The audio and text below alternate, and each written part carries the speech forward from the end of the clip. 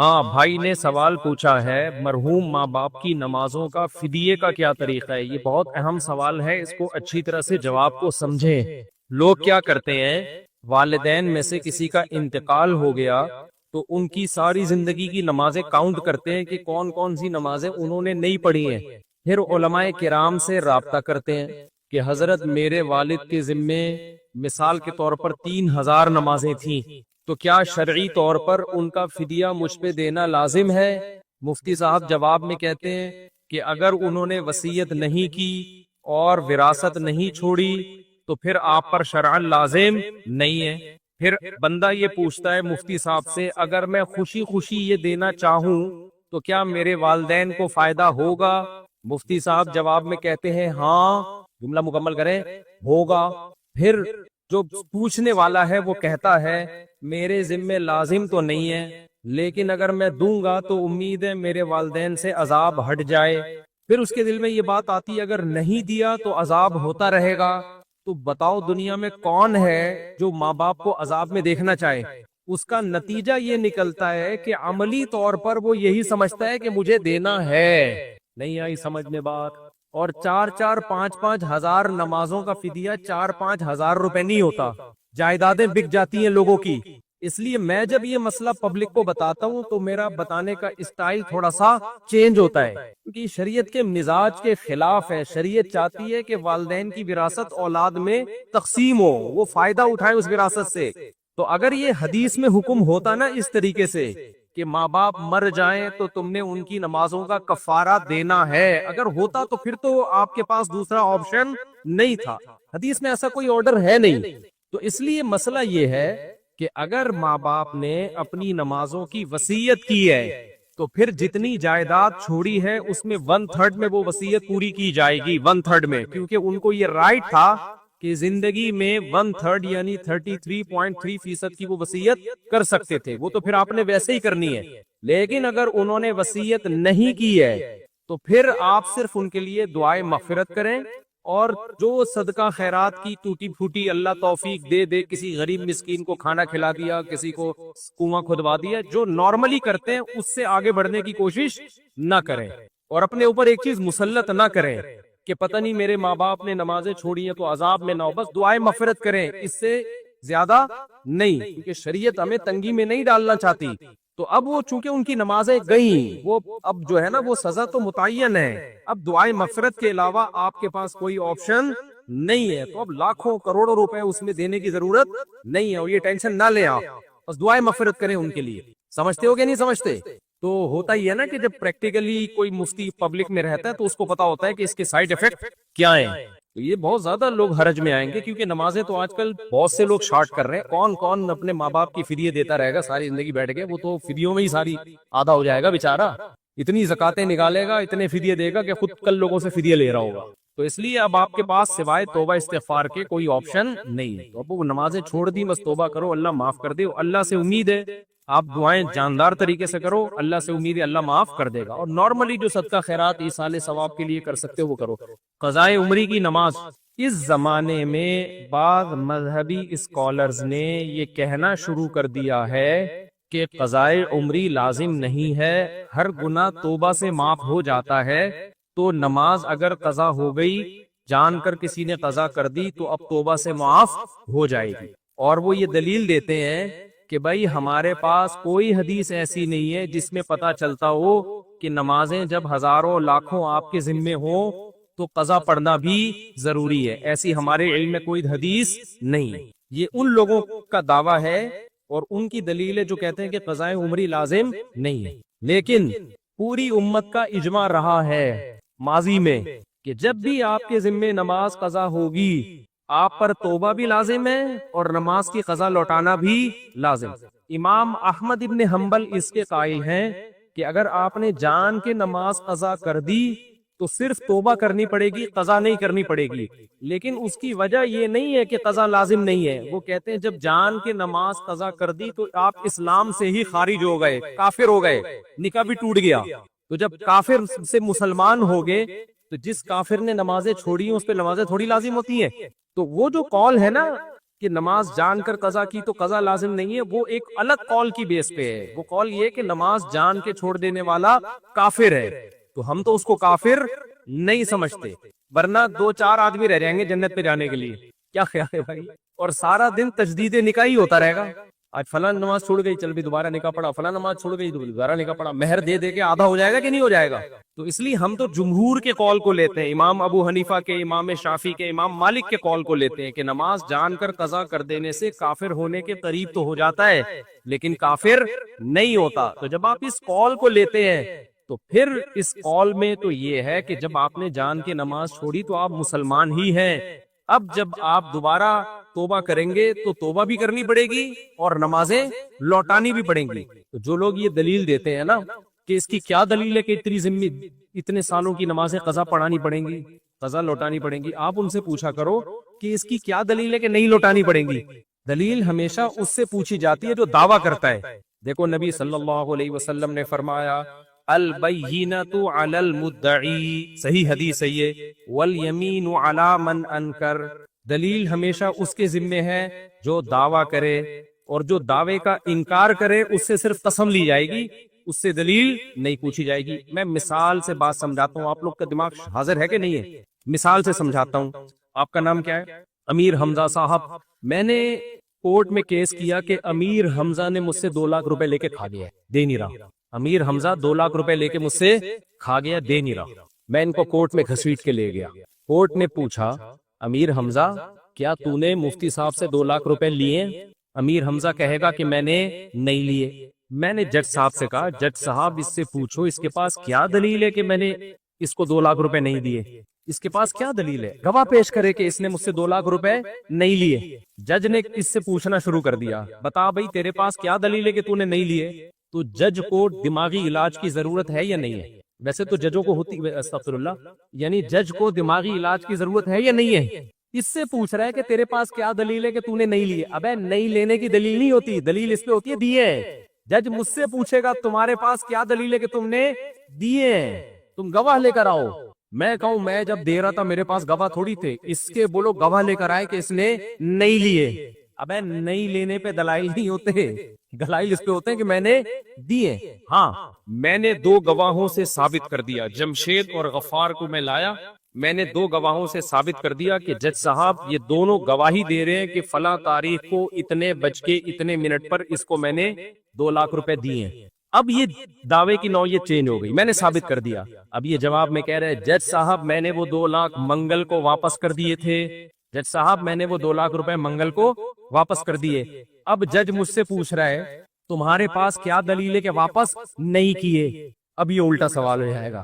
اب جج اس سے پوچھے گا کہ تم نے منگل کو واپس کیے، تمہارے پاس کیا دلیل ہے کہ تم نے واپس کیے، تم گواہ لے کر آؤ. اب مدعی کون بن گیا؟ یہ. تو جو دعویٰ کرتا ہے دلیل اس کے ذمہ ہوتی ہے. اب قضائے عمری کے مسئلے میں سمجھو خوب اچھی طرح، تبھی تو ہم کہتے ہیں مجتہدین کو فالو کرو. ابو حنیفہ، شافعی، مالک، احمد بن حنبل یہ قرآن و سنت کو ہم سے زیادہ سمجھتے تھے. آج کل کے اسکالرز کے پاس حدیثیں تو ہیں، حدیث سمجھنے کے لیے جو کھوپڑی ہونی چاہیے نا حدیث کا مطلب سمجھنے کے لیے، جو سینس ہونی چاہیے، وہ سینس مارکیٹ سے شارٹ چل رہی ہے. تو قضائے عمری پر دلیل کی ضرورت نہیں ہے. دلیل ان لوگوں سے ہم مانگیں گے جو یہ کہتے ہیں کہ نماز جب قضا ہو جائے تو قضا پڑھنا ضروری نہیں ہے، صرف توبہ سے معاف ہو جائے گی. یعنی نماز پڑھے بغیر بھی ذمے سے ساقط ہو سکتی ہے. ہم کہیں گے اس کی کیا دلیل ہے قرآن و سنت میں کہ نماز آپ کے ذمے تھی اور آپ نے نہیں پڑھی تو وہ ذمے سے صرف توبہ سے ساقط ہوگی. دنیا میں کوئی بھی چیز جو آپ کے ذمے میں ہو صرف ایکسکیوز کرنے سے کبھی بھی ساقط نہیں ہوتی. میں نے اس سے 2 لاکھ روپے قرضہ لیا، میں نے کہا منگل کو دوں گا، ٹائم منگل کا تھا، بدھ کو تک میں نے ڈیلے کر دیا تو قضا کر دیا نا. جب ایک چیز میں نے ڈیلے کر دی تو میں ایکسکیوز بھی کروں گا اور پیسے بھی دوں گا. اب یہ میرے پاس آئے کہ آپ نے پیر کا وعدہ کیا تھا مفتی صاحب، ابھی تک آپ نے میرے پیسے نہیں دی، میں سخت ٹینشن میں گیا ہوں. میں نے کہا میں بہت ایکسکیوز کرتا ہوں آپ سے، I am very sorry, I am sorry. کہہ کہ چلے ٹھیک ہے آپ نے ڈیلے کر دیا، قضا کر دیا، ٹائم پہ آپ نے پے نہیں کیا، کوئی بات نہیں، اب آپ کے ذمے میں تو ہے نا، اب آپ دے دیں، میں معاف کرتا ہوں لیکن اب آپ دے دیں. میں نے کہا جب تو نے معاف کر دیا تو ساقط ہو گیا. وہ کہے گا بھائی میں نے ڈیلے کرنے کے جرم کو معاف کیا ہے، قرضہ معاف میں نے نہیں کیا. کیا دلیل ہے کہ میں نے قرضہ بھی معاف کیا ہے؟ میں کہوں آپ کے پاس کیا دلیل ہے کہ معاف نہیں کیا؟ تو یہ وہی بے وقوفوں والا سوال ہو جائے گا. کہے گا بھائی مفتی صاحب آپ کے پاس کیا دلیل ہے کہ میں نے قرضہ بھی معاف کر دیا ہے؟ تو ہم ان لوگوں سے پوچھتے ہیں جو کہتے ہیں قضا پڑے بغیر بھی ساقط ہوتی ہے. تمہارے پاس کیا دلیل ہے کہ اللہ کا قرضہ تھا، نماز ذمے میں تھی آپ کے، اور آپ پڑھے بھی نہیں پھر بھی اللہ نے معاف کر دیے پڑھے بغیر؟ کوئی قرآن کی آیت دکھاؤ یا کوئی حدیث دکھاؤ. کیونکہ اللہ کی بات ہم تک یا تو قرآن کے ذریعے پہنچتی ہے یا نبی کے ذریعے. تو قرآن میں کہاں لکھا ہے کہ جس نے نماز جان کر قضا کر دی تو صرف توبہ سے معاف ہو جائے گی، دینا ضروری نہیں ہے، قضا ضروری نہیں ہے؟ اور حدیث میں کہاں لکھا ہے کہ جس نے نماز جان کر قضا کر دی صرف توبہ سے معاف ہو جائے گی؟ بلکہ حدیث اور قرآن میں الٹا لکھا ہوا ہے. حدیث میں آتا ہے دین اللہ احق ان یقضا، اللہ کا قرض اس بات کے زیادہ لائق ہے کہ اس کو ادا کیا جائے. نبی سے جب بھی نماز قضا ہوئی ہے، چاہے جان کر ہوئی ہو، آپ ظاہر ہے جان کے ویسے نماز قضا نہیں کریں گے، لیکن جنگ میں آپ سے نماز قضا ہوئی، غزوہ خندق میں 4 نمازیں قضا ہوئی ہیں، تیروں کی برسات تھی، آپ نماز پڑھ نہیں پائے تھے، اور اس وقت اللہ نے سفر میں نماز کیسے پڑھی جائے یہ طریقہ بھی نہیں بتایا تھا کہ جنگ میں کیسے نماز پڑھی جائے. تو اس لیے آپ کی نماز قضا ہو گئی تو صرف توبہ کو کافی نہیں سمجھا گیا، 4 نمازیں قضا کی گئی ہیں پھر اگلی پڑھی گئی ہے. اسی وجہ سے امام ابو حنیفہ کہتے ہیں جب آپ سے جان کے نماز قضا ہو گئی تو نہ صرف یہ کہ قضا پڑھنا ضروری ہے بلکہ اگلی ہوگی نہیں جب تک پچھلی قضا پڑھو گے نہیں آپ. ہاں جب نمازیں بہت زیادہ ہو جائیں تو پھر ترتیب ساقط ہو جاتی ہے. اچھا یہ لوگ ایک دلیل اور دیتے ہیں، بھائی جب اتنی ساری نمازیں آپ کے ذمے آ گئیں، 10 سال کی نمازیں، 20 سال کی نمازیں، تو ان کے وہ صرف توبہ سے معاف ہوں گی، قضا پڑھنا ضروری نہیں ہے. اور اس کی دلیل وہ یہ دیتے ہیں کہ ما جعل علیکم فی الدین من حرج، اللہ نے دین میں تنگی نہیں رکھی ہے. 20 سال کی نمازیں پڑھنا ٹینشن کا کام ہے یا نہیں ہے؟ تو اللہ تو کہہ رہا ہے دین میں ٹینشن نہیں ہے. اس کا جواب یہ میرے بھائی کہ ہم اگر یہ کہہ رہے ہوتے نا 10 سال کی نمازیں ایک دن میں کمپلیٹ کر لے پھر ٹینشن ہوتی. علماء تو کہتے ہیں 10 سال کی نمازیں 10 سال میں کمپلیٹ کر لو میرے بھائی. اس کی مثال ہے آپ پہ 1 کروڑ کا قرضہ آ گیا، آپ نے کہا تھا منگل کو دوں گا، اب آپ دے نہیں رہے، تو جج کہتا ہے قسطوں میں دے دے بھائی. جج یہ تھوڑی کہے گا کہ معاف، کیونکہ قرضہ زیادہ ہے لہذا معاف. جج کہے گا جتنی گنجائش ہے سورس آف انکم دکھاؤ اور اپنے ایکسپینسز دکھاؤ، اتنا بچ رہا ہے نا، یہ جو بچ رہا ہے نا یہ منتھلی ماہانہ کر کے دے دو. پوری دنیا میں لا یہی ہے کہ قسطیں باندھی جاتی ہے، معاف نہیں کیا جاتا. معاف جب ہی ہوگا جب صاحب حق معاف کر دے. تو جب اللہ کہہ دے کہ میں نے نماز ساقط کر دی ہے تو ہم کہیں گے بھائی نماز ساقط ہو گئی ہے، لیکن اب تک کی رپورٹ کے مطابق اللہ نے ایسا کچھ کہا نہیں ہے، نہ اللہ نے کہا ہے نہ اللہ کے نبی نے کہا. تو حرج جب ہوتا جب علماء یہ کہتے کہ ایک ہی دن میں ساری نمازیں پڑھی جائیں گی. ایک دن میں نہیں، 10 سال کی نمازیں آپ کتنے دن میں پڑھے؟ 10 سال میں پڑھے، ہر نماز کے ساتھ ایک قضا کرنے. سمجھتے ہو کہ نہیں سمجھتے ہو؟ چلو بھائی اگلا سوال. اچھا میرے ہاتھ میں گزارش ہے کہ ایک بندے کو بیماری کی وجہ سے ختنہ کرانے سے روکا گیا تو اس کی کمائی کا کیا حکم ہے؟ آئیں بھائی، ختنے کا کمائی سے کوئی تعلق نہیں ہے. ایک آدمی نے ختنے کی، ایک قریبی دوست کو دعوت میں نہیں بلا سکا. ایک آدمی نے ختنے کی، قریبی دوست کو دعوت میں نہیں بلا، وہ ناراض ہو گیا تو وہ گیا ہمارے حضرت کے کسی استاذ یا والد صاحب کے پاس. ہمارے حضرت مفتی رشید احمد صاحب کے والد جو تھے نا بڑے خوش مزاج تھے، تو جا کے کہنے لگا اس نے ختنے کی دعوت کی، مجھے بھی نہیں بلایا. حضرت کے والد نے فرمایا اتنی سی بوٹی تھی کس کس کو کھلاتا میرے بھائی؟ اتنی سی بوٹی تھی کس کس کو کھلاتا؟ شکر کر نہیں بڑھائی. جی شادی کے لیے دعا. اچھا میرے بھائی جس کے ذمہ قضا نمازیں ہوں اور رکاوٹ نہ کر سکتا ہو کتنے دن میں، تو کتنے دن ادا کرے؟ تو بھائی روزانہ 1 دن کی کم از کم نماز قضا کرے.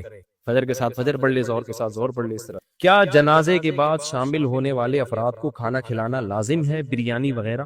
دیکھو ایک تو میت کے نام پہ کھانا ہوتا ہے، وہ تو ٹھیک نہیں ہے، لیکن بعض دفعہ یہ ہوتا ہے کہ رشتہ دار دور سے آتے ہیں تو بھوک کا ٹائم ہوتا ہے، وہ جنازہ دفنا کے آتے ہیں، ان کا پیٹ کمر سے چپکا ہوا ہوتا ہے، تو ان کو کھانا کھلانے میں کوئی حرج نہیں. اگر ان کو بھی نہیں کھلائیں گے تو 2-4 جنازے اور لیٹے ہوئے ہوں گے، کیونکہ ہم خود بھوکتے ہوئے ہیں. ہمارے ایک ریلیٹیو کا انتقال ہوا، ہم گئے کراچی سے ملیر لانڈھی، وہ بھوک سے حالت خراب ہوئی ہوئی تھی، دفنا کے آئے ہیں تو بھائی خود لگنے لگا کہ اب اگلا نمبر کس کا ہے؟ ہمارا ہے. تو کسی پڑوسی نے کھانا لگا دیا، ہم نے کہا اس کو اتنی دعائیں دی کہ اللہ تیرا بھلا کرے. تو ایسی ضرورت میں اگر کوئی کھانا کھلا رہا ہے تو میت کے اہل کھانا نہ کھلائیں، کیونکہ حدیث میں خود ان کو کھلاؤ، یہ غم میں ہے. لیکن اڑوس پڑوس کو چاہیے کہ جو مہمان آئے ہوئے ہیں دور سے اور کھانے کا ٹائم بھی ہو چکا ہے بعض دفعہ ٹائم ہی نہیں ہوتا کھانے کا، پھر ضرورت نہیں ہے. کھانے کا ٹائم بھی ہے، دور سے آئے ہوئے ہیں تو ان کو بھوک لگ رہی ہے، تو ان کو کھلانے میں کوئی حرج نہیں ہے. تو وہ والا کھانا نہیں کہلائے گا جس کو میت کا کھانا کہتے ہیں، تو ضرورت کی وجہ سے. قرآن پاک میں ہے لیس علیکم ان تاکلوا جمیعا، اس سے معلوم ہوتا ہے کہ ساتھ کھانا اور اکیلے کھانے میں کوئی فرق نہیں ہے. اور حدیث میں ہے کلوا جمیعا ولا تتفرقوا، مطلب ایک ساتھ کھاؤ. دیکھو قرآن میں آتا لیس علیکم جناح ان تاکلوا جمیعا او اشتاتا، اس آیت کا ایک خاص مطلب ہے. جب یہ آیت نازل ہوئی نا کہ کسی کا مال لاحق طریقے سے مت کھاؤ، بہت شدید وعید ہے اسلام میں اس پر کہ کسی کا ایک نوالا بھی آپ حرام نہیں کھا سکتے. تو صحابہ ڈر گئے، انہوں نے کہا ہم تو رشتہ داروں کے ہاں جا کے مل جل کے کھاتے ہیں، تو ایسا نہ ہو کہ دو نوالے ہم زیادہ کھا لیں، جتنا حق بنتا اس سے ہم زیادہ کھا لیں. تو گھروں میں جا کے انسان بے تکلف ہو کے کھاتا ہے اپنے چچا خالہ پھوپھی ماموں کے گھر نا. تو قرآن نے خوف کو ختم کر دیا کہ نہیں بھائی یہ تو تمہارے ریلیٹو ہیں، ان کے گھر جا کے کھانے میں کوئی حرج نہیں ہے، وہاں کوئی نوالے گنتا تھوڑی ہے. تو لیس علیکم جناح ان تاکلوا جمیعا او اشتاتا، انڈیویجولی بھی کھا سکتے ہو انفرادی طور پر، اور مل جل کے بھی کھا سکتے ہو. اس میں کوئی دو نوالے زیادہ کھا لیے کسی نے کم، اس سے کوئی فرق نہیں پڑتا. تو یہ تو ایک مسئلہ بیان کیا گیا کہ جائز ہے. باقی حدیث میں ترغیب ہے کہ اکٹھے کھانا یہ زیادہ بہتر ہے، اس سے برکت ہوتی ہے، محبت بڑھتی ہے. انگریزوں میں کیا ہو گیا ہے، محبت مارکیٹ سے شارٹ. ہر آدمی اخپل طریقے سے بس انڈیویجولی بیٹھ کے کہیں کھا رہا ہوگا. گھروں میں بھی اب دیکھو پہلے دسترخوان لگتا تھا، سب مل کے کھاتے تھے. اب کیا ہوتا ہے کچن سے سب نے اپنے سالن نکالا، کوئی ادھر صوفے کے نیچے گھسا ہوا ہے، کوئی بیڈ کے نیچے گھسا ہوا ہے، کوئی کچن میں گھسا ہوا ہے، ہر آدمی اپنے طریقے سے. تو اس سے محبتیں کیا ہوتی ہیں، ختم ہوتی ہیں. تو یہ غلط طریقہ ہے نا. باقی جائز یہ بھی ہے، سب طرح سے جائز ہے. کھانے کو فوکس کرو، طریقے کو فوکس مت کرو. جمعے کے دن والدین کی قبر پر جانا، کیا جمعہ کے دن والدین میں سے کسی کی قبر کی زیارت کی کوئی خاص فضیلت ہے؟ ارسلان صاحب راولپنڈی سے. نہیں جناب، لوگ آج کل جمعے کے دن یا عید کے دن قبرستان جا رہے ہوتے ہیں، اس کی کوئی حیثیت نہیں ہے. کسی بھی دن جب چاہیں آپ قبرستان چلے جائیں، اپنے والدین یا بزرگوں کی قبر پہ بھی جا سکتے ہیں، ان کے لیے دعا کریں وہاں جا کے. اور قبرستان جانا چاہیے، حدیث میں آتا ہے زورها فإنها تذکر الآخرہ، قبرستان کی زیارت کیا کرو، اس سے آخرت کی یاد تازہ ہوتی ہے. لیکن اس کے لیے دن متعین نہیں ہے. جمعے کو اس نیت سے جانا کہ اس دن ثواب زیادہ ملے گا، تو یہ پھر بدعت ہے. آپ کو پتہ ہے گوگل سب کچھ نکال کے دے دیتا ہے. میرا ارادہ ہے صبح گوگل جاؤں. بولو بھائی اب تک تو ہم بیٹھ کے لکھا کرتے تھے، آپ ڈائریکٹلی اب بتا دو ہمیں. ایک سوال ہر مسلمان مرد کی آواز ہے جو اب تک گوگل نے بتائی نہیں ہے، وہ ہے بیوی کو قابو کرنے کا طریقہ. تو یہاں گوگل کا ہیڈ آفس ہے، پوری دنیا سے گوگل میں لوگوں کی کچی سے پکڑا ہوا ہے. تو آپ کائنڈلی ایک نیوز کی شکل میں گوگل کے پاس آئے ہیں، بولے بھائی تحقیقات ہو گئی ہیں، ذرا کائنڈلی اس کی تھوڑی سی ریسرچ کر کے گوگل پہ ڈالو اور مجھے لنک دے دو سب سے پہلے تاکہ میں شیئر کروں آپ کے ساتھ. خیر یہ تو ویسے ہی بات تھی. دیکھو ٹیکنالوجی کی اس وقت جو دنیا ہے وہ سائنس اور ٹیکنالوجی کی جو ترقی ہے اس کی عروج پر پہنچی ہوئی ہے. قرآن مجید چونکہ ایک ایسی کتاب ہے جو قیامت تک کے لیے ہدایت ہے. یہ میری آواز میں ڈبل ہو گیا ہے، اگر اس میں سیٹنگ ہو سکتی ہے تو میں جب بول رہا ہوں نا تو میری آواز پھر ٹکرا کے واپس آتی ہے. اچھا خیر، دیکھیں یہ جو دنیا کی ترقی ہے اسلام اس سے منع نہیں کرتا، بلکہ آپ یہاں سب پڑھے لکھے لوگ ہیں، آپ نے ہسٹری پڑھی ہوگی. جب اسلام دنیا میں آیا تو اس کے بعد ہی انسانیت نے ترقی شروع کی ہے، روحانی ترقی بھی اور مادی ترقی بھی. میں نے ایک یونیورسٹی میں لیکچر دیا تھا، گورے کی کتاب کا حوالہ تھا، اس میں انگریزوں کا حوالہ، یہاں کے سائنٹسٹ اور جو تاریخ دان ہیں انہوں نے یہ اعتراف کیا ہے کہ اگر مسلمان سائنٹسٹ نہ ہوتے، اسلام دنیا میں نہ آتا، تو آج سائنس جس انتہا پہ پہنچی ہوئی ہے، کم سے یہاں تک پہنچنے کے لیے کم سے کم ہمیں 500 سال مزید چاہیے ہوتے. یعنی اگر محمد صلی اللہ علیہ وسلم دنیا میں نہ آتے اور دنیا کو اندھیروں سے نہ نکالتے تو ہمیں یہاں تک پہنچنے کے لیے جہاں آج ہم ہیں، مائک کا استعمال، موبائل فون کا استعمال، گوگل پہ کچھ بھی لکھا ٹھک کر کے سامنے آ گیا. کچھ بھی کرو بھائی گوگل کرو، ہے نا، گوگل کرو بھائی. میں بھی آ رہا تھا لاس اینجلس سے، راستے میں 5 منٹ کی کوئی ویڈیو بنا دی ہم نے کہ بھائی میں جا رہا ہوں، آپ لوگ بیان میں پہنچے. اتنی وائرل ہو گئی، تھوڑی دیر میں ہی کہاں سے کہاں پہنچ گئی. تو ماہرین یہ کہتے ہیں، جنہوں نے تجزیہ کیا ہے، جن کی ریسرچ ہے، کہ اگر محمد صلی اللہ علیہ وسلم دنیا میں نہ آتے تو یہ سب کچھ 500 سال کے بعد شاید ہو جاتا. پھر بھی یقین نہیں ہے، اگر ہوتا بھی تو کم از کم آج نہ ہوتا. کب ہوتا؟ 500 سال کے بعد جا کے ہوتا. ہم ابھی گھوڑے اور گدھوں پہ ہی گھوم رہے ہوتے. میں جو یہاں بیان کرنے آتا تو میں ابھی اونٹ پہ بیٹھ کے کراچی سے نکلا ہوتا، اور ہو سکتا ہے ابھی ہم نے شاید کوئٹہ بھی کراس نہ کیا ہوتا، ابھی چل ہی رہے ہوتے، اور ابن بطوطہ کی طرح پیدل نکلتے، اونٹوں پہ سوار ہوتے. یہ گراؤنڈ ریئلٹی ہے کہ اسلام کی وجہ سے دنیا مائل ہوئی ہے ایجوکیشن کی طرف، تعلیم کی طرف. کل ریئر ایڈمرل تھے پاکستان نیوی کے ریٹائرڈ، ان سے گپ شپ ہو رہی تھی. میں نے کہا آپ مجھے بتائیں، ہم یہ سنتے آئے ہیں کہ ایڈمرل کا لفظ نیوی نے مسلمان نیوی سے لی ہے، مسلم نیوی سے، امیر البحر سے. تو انہوں نے کئی ساری ٹرمز کے بارے میں بتایا کہ بہت ساری ٹرمز ایسی ہیں فوج میں جو مسلمانوں سے لی گئی ہیں اور انگلش میں اس کو کنورٹ کیا گیا ہے. ہمارے ہاں بہت سے لوگ جو ایجوکیٹڈ لوگ ہیں، پڑھے لکھے لوگ ہیں، آپ جیسے ماشاءاللہ، وہ یہ سمجھتے ہیں کہ اسلام پسماندگی کا درس دیتا ہے، ہمیں پیچھے کو لے کے جا رہا ہے. لوگ کہتے ہیں مولانا لوگ ہمیں پیچھے دھکیل رہے ہیں، دنیا کہاں جا رہی ہے اور ہم کہاں جا رہے ہیں.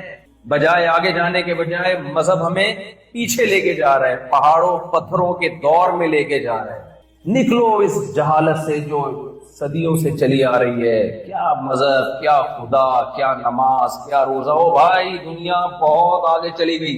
گوگل کہاں چلا گیا آپ دیکھو، فیس بک کہاں پہنچ گیا ہے. لوگ آسمان میں سیارے بھیج رہے ہیں.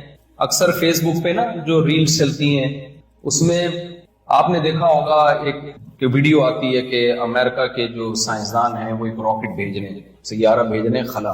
نیچے آ گیا رشیا کے سائنٹسٹ، نیچے ہمارے کسی مولانا صاحب کی تقریر آئے گی، 2 فٹ اسٹیج پہ اچھل رہے ہوں گے، او فلانا کافر، فلانا ایسا، فلانا ایسا.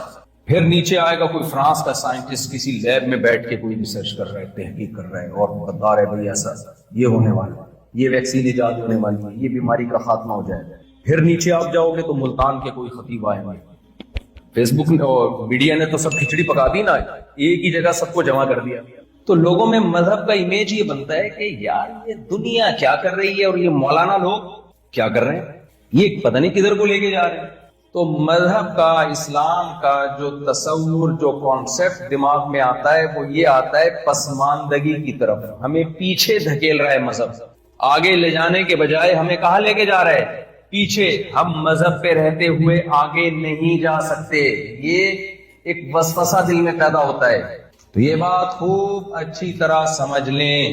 دیکھو آج کل لبرل، یہاں مجھے بتایا گیا سیکولر اور لبرل لوگوں کا ہب ہے یہ جگہ، سین فرانسسکو اور لاس اینجلس. دنیا کا سب سے زیادہ سیکولر طبقہ یہاں رہتا ہے. اچھا، یہاں کے سیکولرز میں اور ہمارے سیکولرز، دیسی جو سیکولرز ہیں نا، ان میں بڑا فرق ہے. یہاں میں نے دیکھا سیکولر واقعی سیکولر ہے، یعنی آزادی ہے. ہمارے جو دیسی سیکولر ہے نا وہ سیکولر ہے نہیں. حالانکہ دیسی چیز، ہر چیز اچھی ہوتی ہے، لیکن نظریات میں دیسی چیزیں اچھی نہیں چل رہی مارکیٹ میں. خیر، تو یہ خوب اچھی طرح سمجھ لیں کہ جو سیکولر کی بات نہیں کروں گا میں، جو لبرلزم ہے نا، لبرل، سب سے پہلے لبرلزم اسلام نے لے کر آیا. آپ اگر سچی مچی میں لبرل بنو گے نا تو آپ مسلم. جمعے کے دن مرنے میں فائدہ ہوتا ہے، بس اتنا ہمیں پتا ہے. جمعے کے دن مرنے والے شخص کو لوگ کہتے ہیں اسے قبر میں حساب نہیں ہوتا. بھائی سب سے پہلے اعمال ہیں، یہ سب چیزیں فضائل میں آتی ہیں کہ جمعے کے دن مرنے کی فضیلت ہے بس. باقی یہ نہیں کہ وہ چوری بھی کی، زنا بھی کیا اور ماں باپ کو بھی ستاتا رہا تو صرف جمعے کو مرنے سے سب کچھ صاف ہو جائے گا. ایسا قرآن و سنت سے ہمیں پتا نہیں چلتا. آپ ستاتے رہے، سود کھاتے رہے، زنا کرتے رہے، 27ویں رات کو بھی مریں گے تو چترول لگیں گے قبر میں. کیونکہ قرآن نے سب سے زیادہ فوکس کیا ہے عمل کو. اگر پھر جمعہ ہفتے سے کام چل جاتا تو یہ پیغمبروں نے جو اتنی تکلیفیں اٹھائی ہیں یہ نہ اٹھاتے. بس پیغمبر دنیا سے یہ کہہ کے چلے جاتے تمام حضرات کوشش کریں جمعے کو مریں وہ بس. یتیموں کے حقوق اور یتیم کا مال جو کھاتے ہیں، آگ کے انگارے کھا رہے ہیں، اور زنا پر جو سزائیں رجم کی اور کوڑے لگنے کی اور آگ کی وعیدیں اور ماں باپ کو ستانے والے کی بخشش نہیں ہوگی، وہ عورت جو شوہر کی ناشکری ہو، یہ سب ختم ہو جاتی نا. جیسے حدیث میں آتا ہے نا، کولونجی میں ہر بیماری کی شفا ہے. تو اس کا یہ مطلب نہیں ہے کہ اب ڈاکٹر کے پاس جانے کی ضرورت ہی نہیں ہے. سنا مکھی میں ہر بیماری کی شفا ہے, تو اب کورونا میں بس سنا مکھیاں کھلا کھلا کے باقی ساری ویکسین جو تیار ہو رہی ہے یہ دنیا یہ سب, یہ تو نبی نے نہیں ایسے کیا. اگر حدیث کا یہ مطلب ہوتا تو صحابہ کرام ہر گھر میں کلونجی رکھ لیتے, اور جب اسلامی حکومتیں قائم ہوئی تو میڈیکل کالج کھلے ہیں اس زمانے میں وہ سارے آگ لگا کے بند کر دیتے. نہ کوئی حکیم ہوتا نہ ڈاکٹر ہوتا, بھائی ہر بیماری کے لیے کیا ہے کلونجی. جیسے وہ ایک حکیم صاحب تھے, ہر ایک کو کیڑوں کی دوا دیتے تھے. وہ جو بھی آتا نا حکیم صاحب, بھائی کیڑوں کی دوا, پیٹ میں درد ہے کیڑوں کی دوا. سنا یہ ہے, سنا میں اپنے آپ کو مزہ نہیں آئے گا. جس نے نہیں سنا اس کو اس میں مزہ آئے گا. ہر ایک کو کیا دے رہے ہیں, کیڑوں کی دوا. ایک دن ایک آدمی درخت پہ چڑھا, نیچے گر گیا, ہڈی ٹوٹ گئی. حکیم صاحب کے پاس لے کر حکیم صاحب نے کیڑوں کی دوا دی. لوگ کہنے یار اس کا کیڑوں سے کیا تعلق ہے, ہڈی ٹوٹی ہے. حکیم صاحب نے کہا کیڑا تھا تبھی تو چڑھا تھا درخت پہ. یہ آئندہ کے لیے دی ہے تاکہ آئندہ ایسی حرکت, ایک ہڈی تو ٹوٹ گئی ہے دوسری تو سلامت رہے نا. صحیح. تو ہمارے یہاں بھی لوگ کیا کر رہے ہیں, ہر چیز میں بھائی کلونجی, ہر چیز میں بس سنا مکھی دے دو, بس شہد دے دو. حدیث کا یہ مطلب نہیں ہے. حدیث کا مطلب ہے کلونجی میں شفا ہے. کیسے ہے, کتنی مقدار میں کھانی ہے, کس وقت کھانی ہے, کس نے کھانی ہے, یہ تفصیل تو میڈیکل سائنس بتائے گی. حدیث میں ایک اشارہ دے دیا بھائی اس میں دوائیت کا عنصر ہے. بس ہمارا ایمان ہے اللہ کے نبی پر کہ کلونجی میں ہر بیماری سے اللہ نے شفا رکھی ہے. کیسے رکھی ہے میڈیکل سائنس بتائے گی. آپ صحیح ہے نا, یہ مولانا صاحب نہیں بتائیں گے آپ کو. یہ کون بتائے گا, شہد میں اللہ نے شفا رکھ دی ہے. کیسے رکھی ہے, کس مقدار میں رکھی ہے, کس وقت کھانا ہے, یہ میڈیکل سائنس بتائے گی. یہ مولانا بولو بھائی نہیں بتائیں گے آپ کو. صحیح ہے نا. تو اب ہر ایک کو کیڑوں کی دوا نہ دیا کریں. ٹھیک ہے. اور کیا بات کیا چل رہی تھی, ہاں تو جمعے کے دن مرنے میں فائدہ ہوتا ہے, بس اتنا ہمیں پتا ہے. پورا ہی بخشا جاتا ہے ایسا نہیں ہے بھائی. اللہ بخش دے تو الگ بات ہے. جیسے آپ کو ہارٹ اٹیک ہو چکا ہے, اب آپ صرف کلونجی کے چند دانے چبا دو گے تو اٹیک نہیں ہوگا, ایسا نہیں ہے بھائی. اب تو وہ دوائیں بھی کھانی پڑیں گی. اور آپ نے 15 سال جو میرے مشورے پہ 2 پراٹھے صبح کھائے ہیں دیسی گھی کے, یا دیسی گھی کے نہیں, وہ جو ہوٹل کے, تو وہ بھی اثر کریں گے اب 15 سال کے بعد. ٹھیک ہے نا. تو یہ سب کچھ ہوگا. تو اس لیے کلونجی بھی کھائیں. اور پہلی بات تو یہ کہ ان تمام بڑی بڑی چیزوں سے احتیاط کریں. تو اسی طرح اصل چیز ہے گناہ. دیکھو زہر کلونجی میں شفا ہے, لیکن آپ نے کہا میں ایک چٹکی کلونجی کی بھی لوں گا, ایک چٹکی زہر کی بھی کھاؤں گا, کیونکہ زہر سے جو بیماری آئے گی کلونجی سے شفا مل جائے گی. یہ دلیل صحیح ہوگی.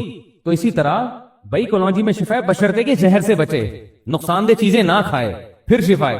تو اسی طرح یاد رکھو جمعے کے دن مغفرت ہو جاتی ہے مرنے والے کی, بشرطے کہ جو زہر آخرت کے عذاب کا ذریعہ بنتا ہے نا, یتیموں کا مال کھانا, والدین کے حقوق ادا نہ کرنا, اس زہر سے بچے. تو پھر جو چھوٹی موٹی جراثیم ہے نا وہ جمعے سے کیا ہو جائیں گے, وہ معاف ہو جائیں گے. تو صغیرہ گناہ, چھوٹے موٹے جو گناہ ہوتے ہیں وہ لیلۃ القدر میں مرنے سے بھی معاف ہو جاتے ہیں, جمعے میں مرنے سے بھی معاف ہوتے ہیں. جمعے میں مرنے سے تھوڑے والے جراثیم لیلۃ القدر میں تھوڑے اور اسٹرانگ جراثیم مر جاتے ہیں. لیکن یہ جو آپ جائیدادیں کھا کے بیٹھے ہوئے ہو بہنوں کی وراثت کے, حج فرض ہوا وہ نہیں ادا کیا آپ نے, ماں باپ کو ستایا, یہ اتنے بڑے بڑے جراثیم ہیں, یہ لیلۃ القدر کا اسپرے ان پہ کام بولو بھائی نہیں کرتا. اس کے لیے اللہ نے قرآن میں جو توبہ کا طریقہ بتایا ہے اور حقوق العباد ہے تو وہ واپس کرنے پڑیں گے, وہی طریقہ ہے. بعض لوگ بہت غلوف کرتے ہیں, جو بھی لیلۃ القدر میں مر گیا بس وہ ڈائریکٹ جنت میں, ایسا نہیں ہے. اور یاد رکھو جو کبیرہ گناہ کا مرتکب ہو کھلے عام, تو شریعت نے اس کو فیور کرنے کی اجازت نہیں دی ہے. دیکھو خودکشی کرنے والے کا نماز جنازہ پڑھنا جائز ہے, پوری امت کا اجماع ہے, لیکن نبی نے نہیں پڑھا, نبی نے نہیں پڑھا. حالانکہ آپ تو رحمت للعالمین تھے نا, آپ سے زیادہ کسی کو ترس آیا ہوگا خودکشی کرنے والے پر, لیکن آپ نے نہیں پڑھا, بائیکاٹ کیا. کیوں؟ لوگ اس جرم کو ہلکا نہ سمجھے. تو ہم ایک جانب تو دیکھ رہے ہوتے ہیں کہ ترس کھانا ہے, دوسری یہ نہیں دیکھ رہے ہوتے کہ ترس کھانے سے معاشرے میں یہ جرم کیا ہو رہا ہے, پروموٹ. تبھی الحمدللہ میں کبھی خودکشی کرنے والے کی حمایت نہیں کرتا, نہ کبھی اس پہ ترس کھاتا ہوں. میرے پاس آتا ہے نا وہ بیچارے حالات سے تنگ آ کے کھمبے سے لٹک گیا, مار دیا, ہائے ہائے ہائے بیچارے. میں نے کہا اتنا مظلوم نہیں تھا. اگر اتنا نیک ہوتا تو قبر میں چترون لگ رہے ہوتے اس کے. ارے سب سے پہلے تو اللہ کو ترس آتا نا اس کے اوپر. حدیث میں آتا ہے جو خودکشی کرتا ہے برزخ میں وہی عذاب اس کو قیامت تک دیا جائے گا. یہ جو ابھی بالی ووڈ کے ایکٹر نے خودکشی کی ہے نا رسا لٹکا کے, تو حدیث کے مطابق آپ اس کی لاش کو جلائیں یا نہ جلائیں, قبر میں دفنائیں, جو بھی کام کرتے ہیں, ہمارے نبی نے ہمیں یہ بتایا ہے کہ قیامت کا عذاب بعد میں, قیامت تک یہ اسی طرح اپنے آپ کو پھندے سے لٹکا کے مارتا رہے گا. اللہ اس میں جان ڈالیں گے. برزخی زندگی میں ہوتا ہے یہ کام, باڈی کو نہیں پتا چلتا. اس پر ایک پورا بیان میرا تفصیل سے ہو چکا ہے. برزخ میں اللہ اس کی روح کو جسم دیں گے, اسی طرح اللہ کہیں گے لٹکو, مارو اپنے آپ کو, تڑپے گا, مرے گا, پھر پھندا لٹکے گا. حدیث میں آتا ہے جس نے پہاڑ سے گرا کے اپنے آپ کو مارا تو قیامت تک اللہ اس کے لیے پہاڑ قائم کرتے رہیں گے, وہ اس پہ گرا کے اپنے آپ کو مارتا رہے گا, مرے گا, پھر اللہ زندہ کریں گے, پہاڑ پہ چڑھائیں گے, پھر گرائیں گے اس کو, قیامت تک یہ عذاب ہوتا رہے گا. تو خودکشی کرنے والے پہ کبھی ترس نہ کھایا کریں, یہ جرم ہے, اور پاکستانی قانون کے حساب سے بھی جرم ہے. خودکشی کرنے والا اگر بچ جائے اس کے خلاف FIR کٹوائی جا سکتی ہے, اریسٹ ہو جائے گا فوراً. بہت سی خواتین سوسائڈ کرتی ہیں شوہر کے سسرال کے حالات سے تنگ آ کے. حالات تو ہوتے ہیں سسرال کے بڑے بڑے خراب بھی ہوتے ہیں, آپ کو خودکشی کرنے کی اجازت, بولو بھائی نہیں. تو میاں آتے ہیں میرے پاس, کہتے ہیں میری بیگم دھمکی دے رہی ہے خودکشی کرنے کی. میں نے کہا ریکارڈ کرو بیگم کی دھمکی, FIR کٹوا کے اندر کر دو اس کو, سیدھی سی بات. اور کیا مذاق ہے کیا؟ اگر یہ پی لے زہر تو شوہر کا تو بیچارہ چوڑے میں آ گیا, اس لیے کہ پھر یہ بتانا کتنا مشکل ہوگا کہ اس نے نہیں مارا خود مری ہے. پھر اگر مر گئی تو پھر وہ ایک نئی ٹینشن کھڑی کہ اس نے اتنا ٹارچر کیا ہوگا کہ بیچاری نے اپنے آپ کو مار لیا.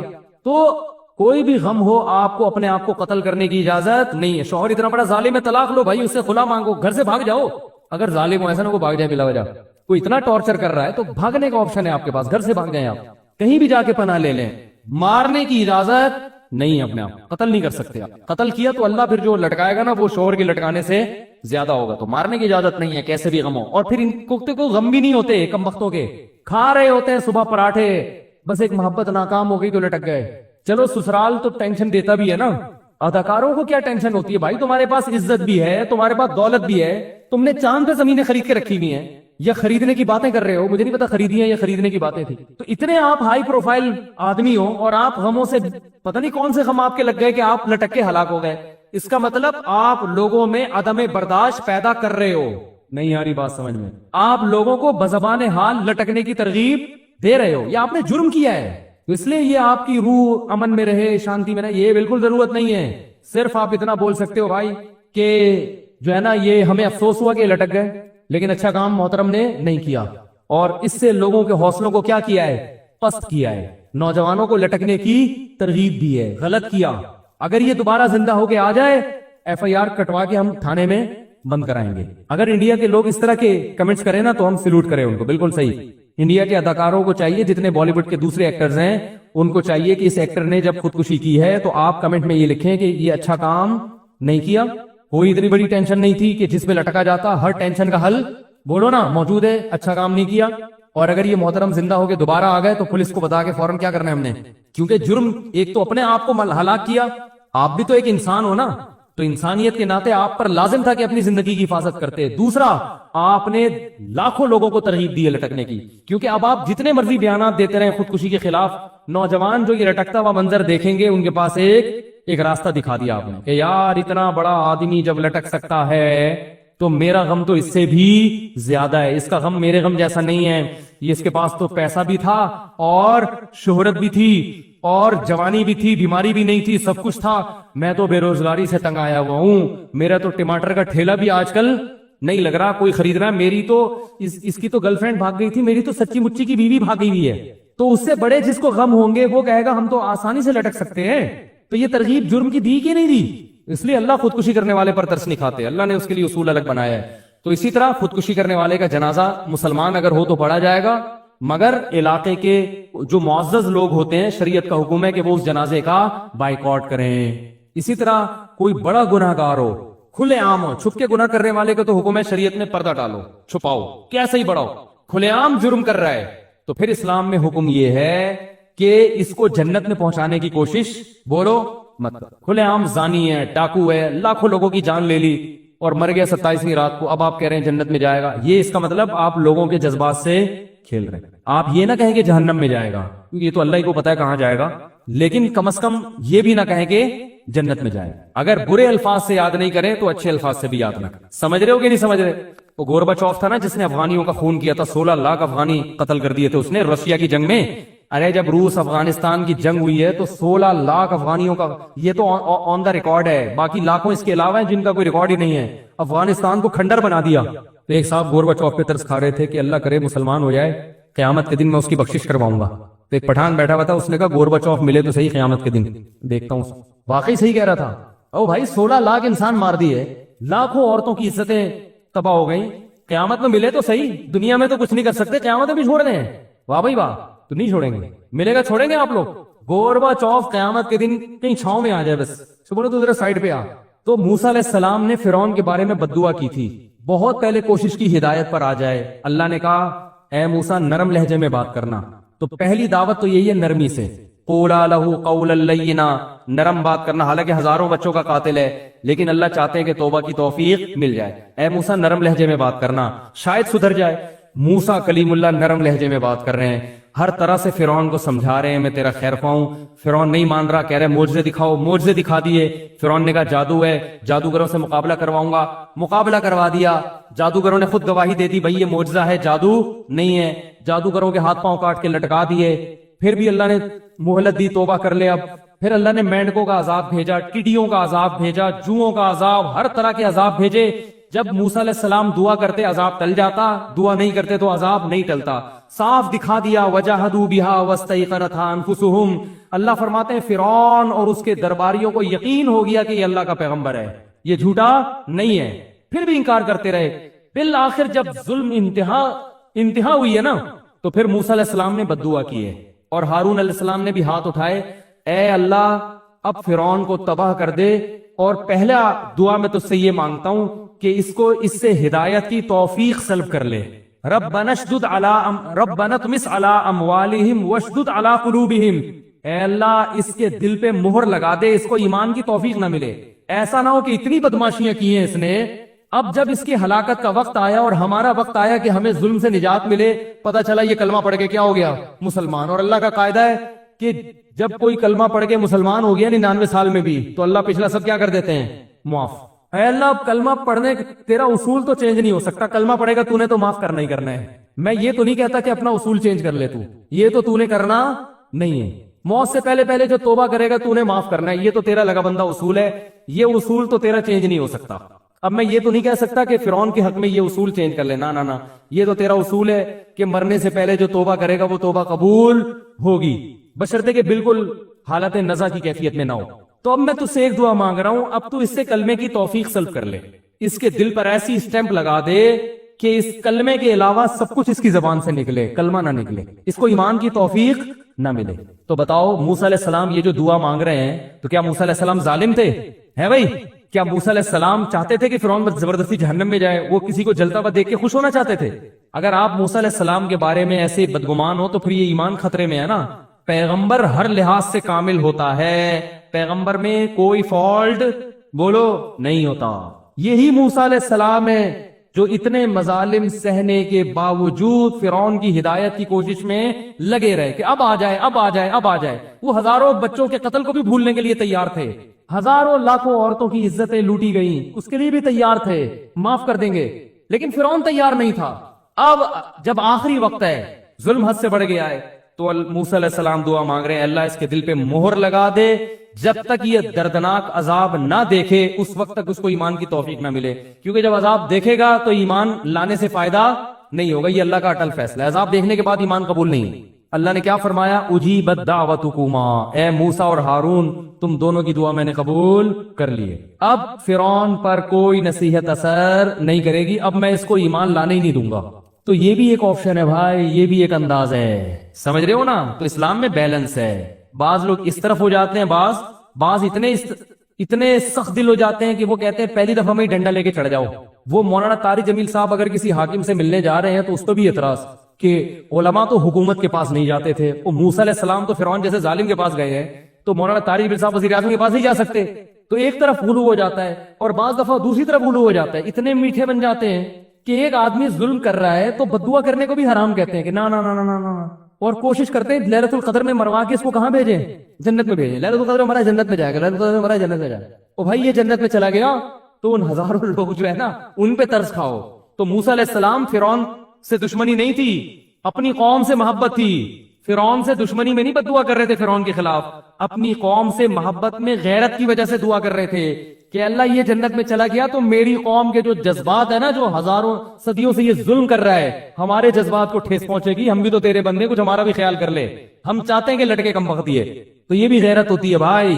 نہیں آ رہی سمجھ میں تو جیسے چل رہے ہو ویسے ہی چلو. میں بار بار کہتا ہوں اگر میری باتیں سمجھ میں نہیں آ رہی تو جیسے چل رہے ہیں جس اسٹائل سے، اسی اسٹائل کی سپیڈ اور بڑھا دے پھر، ٹھیک ہے؟ سپیڈ اور بڑھا دے. اللہ سمجھنے کی توفیق عطا فرمائے. بیلنس رہنا چاہیے. یہ اسٹائل بھی ہے تو وہ والا اسٹائل بھی دونوں ہے نبی کے پاس بھی یہ دونوں طریقے تھے. آپ نے بددعائیں بھی کی ہیں. فتح مکہ کے دن آپ نے اعلان کیا سب کو معاف کر دو. ابن خطل ایک بڑا ظالم تھا, وہ بیت اللہ کا غلاف پکڑ کے پناہ مانگ رہا تھا. آپ نے فرمایا ابن خطل کو جہاں پاؤ قتل کر دو. لوگوں نے کہا وہ تو بیت اللہ کے خلاف پڑا, فرمایا وہیں اڑا دو اس کی گردن. یہ بھی ہے, نہیں آ رہی سمجھ میں. نبی صلی اللہ علیہ وسلم نے کافر کو پکڑا, دشمن تھا, جنگ میں آیا ہوا تھا, جنگ میں گرفتار ہوا, حکم دیا اس کو قتل کر دو. اس نے کہا میری 6 بیٹیاں مجھ پہ ترس کھائیں, میری 6 بیٹیاں, ان کا کوئی پرسان حال نہیں ہے. آپ نے ترس کھایا, چھوڑ دیا. یہ نبی کا جمال ہے. غیر مسلموں جو اس وقت کے غیر مسلم تھے نا بڑے سخت تھے, نہیں نہیں بس مارنا, بیٹیاں تیری ہیں ہماری تھوڑی ہیں, کوئی بات نہیں کسی کی بھی ہیں تو انسان نا. اور باپ چاہے کافر ہو, بیٹیوں کے لیے تو بہرحال خیر خواہ ہوتا ہے نا. تو اتنا بڑا مجرم تھا وہ, اس کے قتل کا فیصلہ ہو چکا, لیکن اللہ نے کہ نبی نے 6 بیٹیوں کا جب اس نے واسطہ دیا تو آپ نے کیا کر دیا, معاف کر دیا. یہ صفت رحمت ہے نبی کی, رحمت للعالمین. دوبارہ کم بخت سازشیں کرتا ہوا پکڑا گیا ہے بھائی, اس کو یہ نبی کی رحمت ہضم نہیں ہوئی, دوبارہ پکڑا گیا. آپ نے پھر دیکھا بھائی تو ہم نے تجھے معاف کیا تھا, تجھ پہ رحم کیا تھا, اور تو پھر ہمارے خلاف سازشیں کر رہا ہے. آپ نے حکم دیا گردن اڑا دو. اس نے پھر کہا میری 6 بیٹی ہیں, آپ نے فرمایا اڑا دو. یہ نبی کی کیا ہے, سیاست. نہیں آ رہی بات. پھر آپ نے فرمایا لا یلدغ المؤمن من جوہر مرتین, مومن کو ایک سوراخ سے 2 دفعہ ڈسا نہیں جا سکتا. اگر ہم نے پھر چھوڑ دیا, یہ کہیں گے یہ مومن تو بڑے بیوقوف ہوتے ہیں, ان 2 آنسو بہاؤ ترس کھا جاتے ہیں. بھائی تجھے خود اپنی بیٹیوں کا خیال نہیں ہے, تو اب بھی سوال پیدا ہوتا ہے بیٹیاں تو یتیم ہو گئی نا, تو بھائی پہلے اپنے لوگوں کو تو یتیم ہونے سے بچاؤ. اگر اس کو چھوڑ دیا تو ہمارے بندے مارتا رہے گا, تو یہ ان کی بیٹیاں کسی کی بیٹیاں نہیں ہیں کیا؟ ہم تیری بیٹیوں کا خیال کریں, اپنی بیٹیوں کا خیال کریں. تو یہ ہے بیلنس جو آج مارکیٹ میں کیا چل رہا ہے. رحم دل ہوں گے تو کتوں پہ کے خلاف میرا بیان, میں نے کتوں کے خلاف بیان کیا, تو جو رحم دل لوگ ہیں ان کو یہ کہہ رہے ہیں یار کتوں کو مارنے کا حکم دے رہے, توبہ توبہ استغفر اللہ. کتوں پہ ترس آنا شروع ہو گیا, اور سخت دل بنتے ہیں تو اتنے کہ ماشاءاللہ وہ کتے لوگوں کو کاٹ رہے ہیں. ان لوگوں پہ ترس, 2 مرغیاں ہماری لے گئے, مفتی صاحب پہ ترس, اور وہی زیادہ انڈے دیا کرتی تھیں. آپ کیا, آپ کو کیسے پتا چلا؟ جب مرغیاں شارٹ ہوئی ہیں تو انڈوں کی تعداد میں غیر معمولی کمی آئی ہے, اور لوگوں کو کاٹ رہے ہیں, پاگل ہو رہے ہیں. کتے کا پتا تھوڑی ہوتا ہے بعض دفعہ کہ پاگل ہے کہ نہیں ہے, یہ تو کتوں کو ہی پتا ہوتا ہے کہ بھائی یہ پاگل ہے یا نہیں, تو کتا ہی ٹریس کر کے بتا سکتا ہے کہ یہ پاگل ہے اور کتنا ہے. تو عجیب حساب ہے یار, کتوں کو قتل کرنے کا ہم نے حکم دیا کہ ایم سی والوں کو چاہیے ان کو ماریں, تو اس پہ ترس آ رہا ہے کہ کتوں کو تو اسلام نے حکم دیا کہ پانی پلاؤ ان کو. ایک طرف اتنے رحم دل اور سخت دلی اتنی ہے کہ وہ کتے لوگوں کو کاٹ رہے ہیں, بائکوں والے ٹکرا کے گر رہے ہیں, ان کی ہڈیاں ٹوٹ رہی ہیں, ان بائکوں والوں پہ ترس نہیں. یہ ہے تو اسلام معتدل مذہب ہے, وہ اعتدال سکھاتا ہے. اللہ سمجھنے کی عمل کی توفیق عطا فرمائے. بہت زیادہ ہو گیا بس.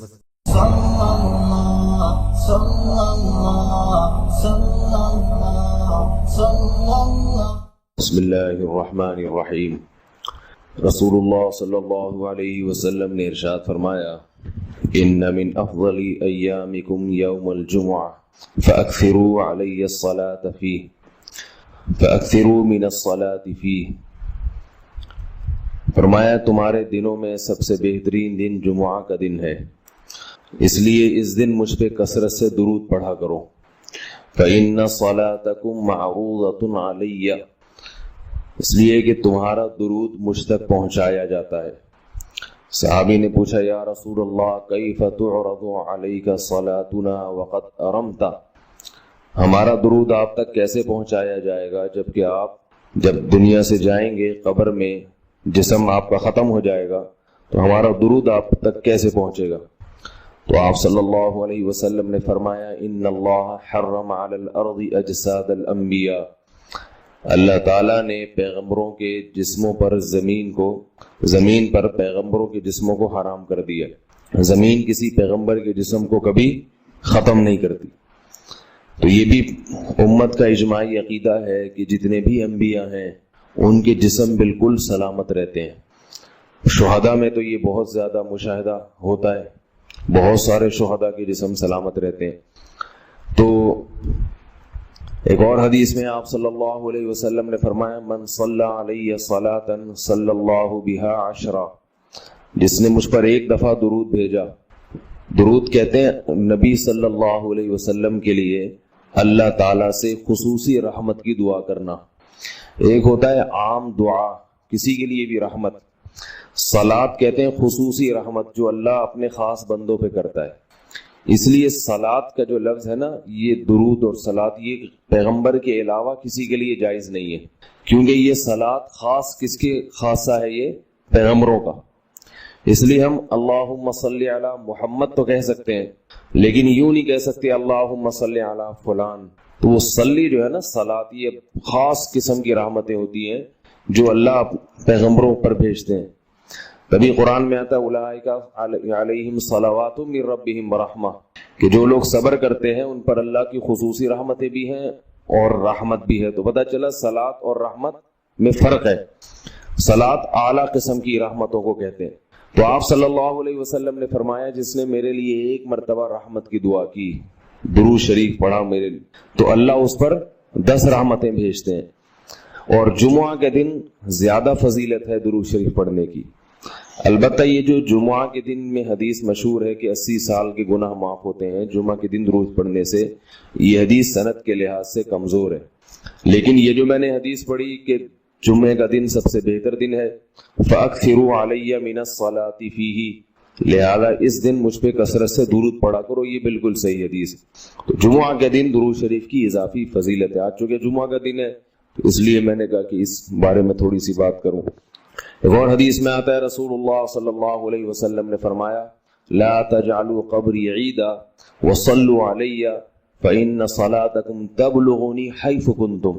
فرمایا میری قبر کو عیدگاہ نہ بناؤ. جیسے میلوں کی جگہ ہوتی ہے نا، میلے ٹھیلے، عید پہ جب سب لوگ جمع ہو کے خوشیاں مناتے ہیں، تو جیسے مزاروں پہ ہوتا ہے نا، قوالیاں ہو رہی ہیں اور یہ میلے ٹھیلے ہو رہے ہیں آج کل دیکھا ہے. تو پہلے زمانے میں بھی جب کوئی نیک آدمی دنیا سے جاتا تھا تو لوگ اس کی قبر پہ دھرنے مار کے بیٹھ جاتے تھے، اور وہ مجاور اور یہ سب جو ہمارے یہاں ہوتا ہے.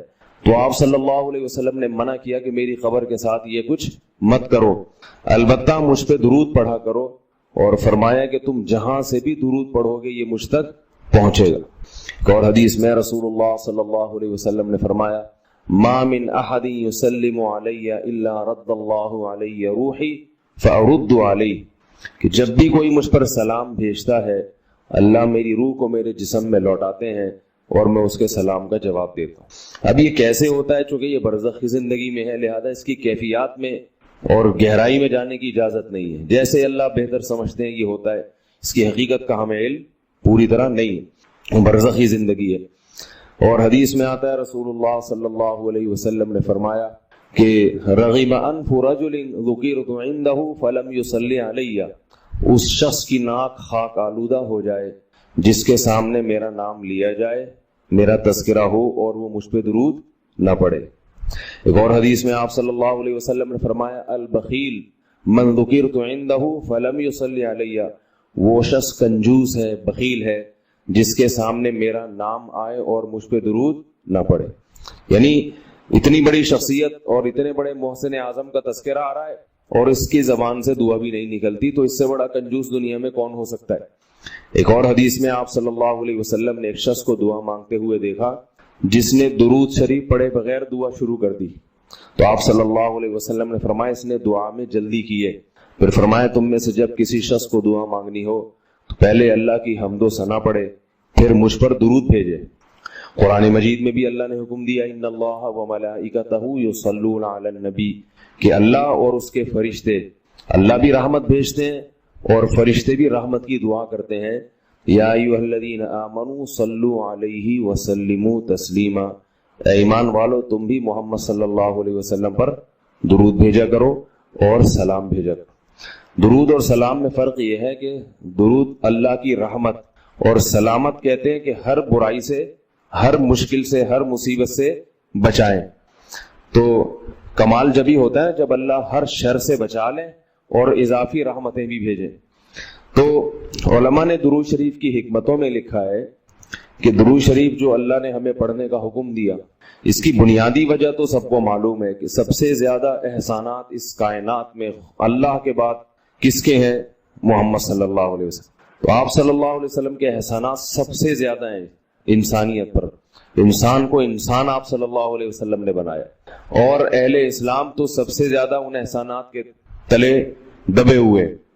تو ہم کوئی بھی عبادت اگر کر رہے ہیں، دعا بھی اگر مانگ رہے ہیں، تو یہ بھی کس کی وجہ سے توفیق مل رہی ہے؟ نبی صلی اللہ علیہ وسلم، کیونکہ آپ صلی اللہ علیہ وسلم نے ہی یہ ساری چیزیں سکھائی ہیں. تو ہر کام میں حکم یہ ہے کہ بھئی جس کا احسان ہے، جس کی وجہ سے تمہیں یہ رہنمائی ملی، پہلے اس کا بھی تو کچھ خیال کرو، اس کا بھی جو ہے نا اللہ سے اس کے لیے دعا مانگو تاکہ تمہاری طرف سے بھی کچھ شکر ہو. دوسری بات علماء نے لکھی ہے کہ اس میں حکمت یہ ہے کہ درود شریف پڑھنے سے توحید کا عقیدہ مضبوط ہوتا ہے. وہ توحید درود شریف نبی سے دعا نہیں ہے بلکہ اللہ سے دعا ہے. کس کے لیے؟ نبی کے لیے. تو پتہ یہ چلا کہ نبی پر بھی اللہ کی رحمتیں ہوں گی. اور دعا کون مانگ رہا ہے؟ ہم مانگ رہے ہیں. تو اس میں نبی سے مانگنے کا دروازہ بند کر دیا کہ نبی سے مانگنے کا اسلام میں کوئی تصور نہیں ہے بلکہ نبی کے لیے بھی اللہ سے مانگا جائے گا. تو جب نبی کے لیے بھی اللہ سے مانگنے کا حکم ہے تو اپنے لیے نبی سے کیسے مانگنے کا حکم ہو گیا؟ سمجھ میں آ رہی ہے بات کہ نہیں آ رہی؟ یعنی نبی کے لیے بھی کس سے مانگنے کا حکم ہے؟ اللہ سے. تو اپنے لیے کس سے مانگیں گے؟ بطریق اولا. بطریق اولا ہم پھر اللہ سے مانگیں گے. تو اس سے عقیدہ توحید مضبوط ہوتا ہے. اور تیسری بات یہ کہ علماء نے لکھا ہے کہ جب درود شریف پڑھیں تو اس نظریے سے نہ پڑھیں کہ نبی ہماری دعا کے محتاج ہیں. نبی اللہ کی رحمت کے تو محتاج ہیں, یہ تو درود شریف سے پتہ چلتا ہے, لیکن اللہ کی وہ رحمت اس وقت بھی ہوتی اگر ہم یہ دعا نہ مانگتے. تو ہمیں اس لیے ہے کہ ہم بھی انگلی کٹا کے شہیدوں میں نام لکھوا لیں. سمجھ رہے ہیں نا؟ اس کی حضرت مولانا اشرف علی تھانوی رحمہ اللہ نے بڑی پیاری مثال دی. فرمایا کہ جیسے کوئی بادشاہ اپنے شہزادے پر کچھ انعام کرنا چاہے, بادشاہ تو چاہتا ہے نا اپنی اولاد کو نوازنا, اپنے محبوب شہزادہ اس کا محبوب ہوتا ہے. تو آپ اگر بادشاہ سے سفارش کر دیں کہ حضرت یہ تحفہ آپ اپنے شہزادے کو دے دیں یا یہ فلاں چیز اپنے شہزادے کو, تو بادشاہ تو پہلے بھی دے رہا ہے لیکن آپ کے کہنے سے وہ اور خوش ہو جائے گا, اور خوش ہو جائے گا کہ بھئی دیکھو جو کام میں چاہتا تھا یہ بھی اسی کی درخواست کر رہا ہے. تو نتیجہ کیا نکلے گا؟ تھوڑا سا آپ کو بھی دے دے گا وہ, ٹھیک ہے نا, کہ چلو یہ گڑ تم بھی منہ میٹھا کر لو اپنا, تم نے اتنا اچھا کام کیا. اور اگر آپ کسی کو حکم دیں اس کے دشمن پہ خرچ کرنے کا, آپ جا کے کہیں بھائی وہ تمہارا دشمن ہے, تمہارا دل چاہتا ہے اس کا گلا دبا دو, تو ایسا کرو اس کو ہدیے ودیے دیا کرو. تو کہے گا میں اس کو گلا دبانا چاہتا ہوں اور تو ہدیے کی ترغیب دے رہا ہے تو میں تیرا بھی گلا دباؤں گا. تو دشمن پہ خرچ کرنے کا جب حکم دیا جاتا ہے تو اس سے سامنے والا غصے میں آتا ہے. دوست پہ خرچ کرنے کا, احسان کرنے کا جب آپ کسی کو کہیں گے تو وہ خوش ہوتا ہے. باپ کو اگر کہا جائے نا اپنے بچوں پہ اور کھلائے کریں, بڑی خوشی ہوتی ہے, تو باپ کا دل اور سینہ اور چوڑا ہو جائے گا. تو ایسے ہی اللہ تعالیٰ کو اپنے رسول صلی اللہ علیہ وسلم سے محبت ہے. اللہ تو خصوصی رحمتیں بھیجیں گے ہی, لیکن ہم اگر اللہ سے درخواست کر دیں گے کہ اللہ تو خصوصی رحمتیں بھیج, تو اس میں تھوڑی سی ہماری بھی کیا ہو جائے گی؟ دخل اندازی ہو جائے گی. اللہ تو ویسے ہی کر رہا ہے, تو اللہ کہے گا چلو تو نے بھی سفارش کر دی تو ان پہ تو کر ہی نہ ہوں, یہ 10 رحمتیں تجھ پر بھی ہو جائیں گی. اور چوتھا فائدہ کیا ہے درود شریف پڑھنے کا؟ کہ انسان کے دل میں محمد صلی اللہ علیہ وسلم کی محبت بڑھتی ہے. انسان جس کے لیے دعا مانگتا ہے لاشعوری طور پہ, تو نبی صلی اللہ علیہ وسلم کی جتنی زیادہ محبت ہوگی اللہ کی خود بخود اتنی ہی زیادہ ہوگی, کیونکہ نبی سے محبت اللہ ہی کی وجہ سے ہوتی ہے, یہ الگ الگ چیز نہیں ہے. اللہ کے رسول ہے نا, اسی وجہ سے تو ہے. تو جتنی محبت بڑھے گی اللہ کی محبت اتنی زیادہ. اور پانچواں فائدہ کہ جتنی نبی کی محبت ہوگی, انسان کو جس سے محبت ہوتی ہے اس کی اتباع آسان ہوتی ہے, بغیر دلیل کے بھی مانتا چلا جاتا ہے. جس سے نفرت ہوتی ہے نا اس سے ہر بات پہ دلیل, کیوں بھائی ایسا کیوں ہے. اور اگر محبت ہو تو وہ کوئی کام کا کہے تو سمجھ میں آئے نہ آئے انسان کہتا ہے بس کر لو. صحابہ کرام کی محبت کے جو واقعات ہیں, حضرت انس رضی اللہ تعالی عنہ جب بھی کھانا پکتا تھا, اگر اس میں لوکی یا کدو پکتا تو کدو کے ٹکڑے تلاش کر کے کھاتے تھے. لوگوں نے پوچھا کیوں بھائی؟ فرماتے ہیں کہ میں نے رسول اللہ صلی اللہ علیہ وسلم کو دیکھا ہے کہ کدو شوق سے کھاتے تھے آپ. تو نبی سے محبت تھی, کدو سے محبت ہو گئی. حالانکہ یہ شریعت کا حکم نہیں ہے لوکی اور کدو سے محبت کرو, یہ تو اپنی انسان کی اپنی رغبت ہوتی ہے, کسی کو کسی چیز سے, کسی کو کسی چیز سے. لیکن عشق کی انتہا ہوتی ہے تو انسان کو محبوب چیزوں سے بھی ہو جاتی ہے. تو ہمیں بھی اگر نبی صلی اللہ علیہ وسلم سے محبت ہوگی صلی اللہ علیہ وسلم, تو اگر کدو سے نہ بھی ہو تو کوئی اتنا مسئلہ نہیں ہے, لیکن فرائض واجبات سے تو ہو جائے گی نا, جو شریعت میں ضروری ہے, جن کی آپ صلی اللہ علیہ وسلم نے بہت تاکید کی ہے, ان سے تو ہوگی نا کم از کم.